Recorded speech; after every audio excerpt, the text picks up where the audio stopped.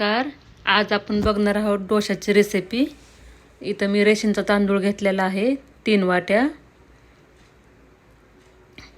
आणि 1 वाटी उडदाची डाळ घेतलेली आहे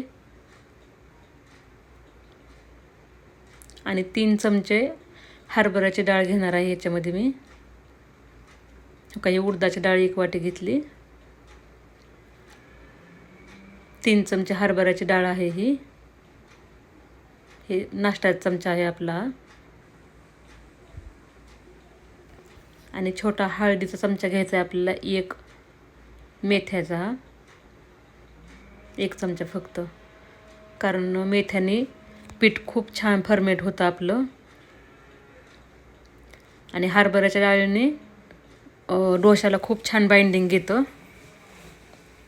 खूप छान डोसा होता आपला हरभऱ्याच्या डाळीनं. मी 3 पाण्याने स्वच्छ धुतलेली डाळ 3-4 वेळा पाणी घेऊन. आणि हे मी आदल्या दिवशी टाकलं होतं भिजायला 12 वाजता मी ते, आणि संध्याकाळी 7 वाजता मी बारीक करून ठेवलं होतं. बघा हे खूप छान भिजलेले. बारीक करायला घेऊ आपण आता. हे मी संध्याकाळी 6 वाजता हे बारीक करायला घेतलं होतं. खूप छान भिजलेले आपलं सगळं डाळ वगैरे तांदूळ. आता बारीक करायला घेते मी. हे छान एकदम बारीक करून घ्यायचे, कारण डोसे करायचे आपल्याला. इडलीला आपण थोडंसं जाड ठेवू शकतो, पण डोशाला एकदम बारीक पाहिजे. तो बारीक करून घेते मी हे. आणि मीठ अजिबात घालत नाही ह्याच्यामध्ये मी. आत्ता उद्या सकाळी डोसे करताना ह्याला मीठ घालणार आहे मी. खूप छान बारीक झाली पेस्ट हो काशी. आणि हे गाळणीला गाळून घेतलेलं आहे बरं का हे मी.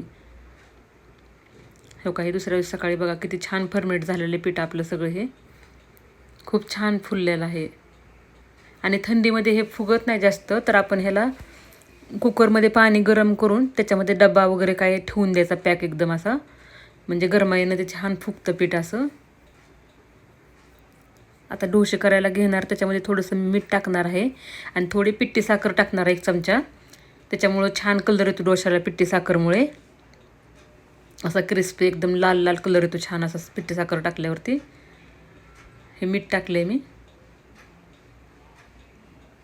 थोडं पाणी टाकून ह्याला पातळ करून घेऊ. आणखीन खूप घट्ट आहे पीठ हे, कारण खूप घट्ट पिठाचा पण डोसा आपल्याला करता येणार नाही आहे ना, पसरत नाही चांगला व्यवस्थित तो. मी तवा ठेवलेला आहे गॅसवर गरम करायला इडलीचा डोशाचा. हो का, थोडं पाणी घेतलं ह्याच्यामध्ये मी. अशी कन्सिस्टन्सी ठेवायची आपल्याला, खूप पातळ पण नाही करायचं. बघा हे कसं झालेलं आहे पीठ.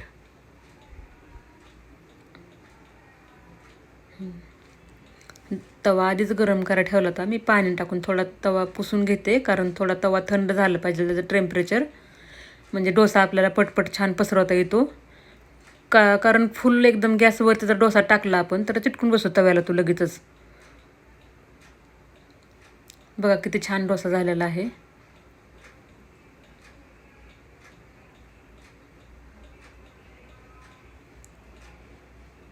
आणि गॅस कमी केला थोडासा मी. आणि तेल लावू आपण थोडं ह्याला वरतून आता, किंवा तूप पण टाकू शकता तुम्ही, तूप आवडत असेल तुम्हाला तर. आणि हो का, असं गोल्डन कलर यायला लागला मधून थोडासा. त्याला असं पूर्ण भाजला पाहिजे कडेनं. असं मी तवा मोठा आहे माझा त्याच्यामुळे मी थोडं फिरवून फिरवून घेते त्याला थोडंसं. हो का, ही बटाट्याची भाजी तयार केलेली मी माझी कालच्या व्हिडिओमध्ये दाखवलेली बटाट्याची भाजी, तुम्ही नक्की बघा ती. बघा डोसा किती छान भाजलेला आहे तो. खूप छान झाला, एकदम क्रिस्पी असा मस्त. नक्की तुम्ही रेसिपी करून बघा. तुम्हाला जर माझी रेसिपी आवडली असेल तर लाईक करा, सबस्क्राईब करा, कमेंट करून नक्की सांगा. पुढच्या व्हिडिओमध्ये भेटू आपण. चला बाय.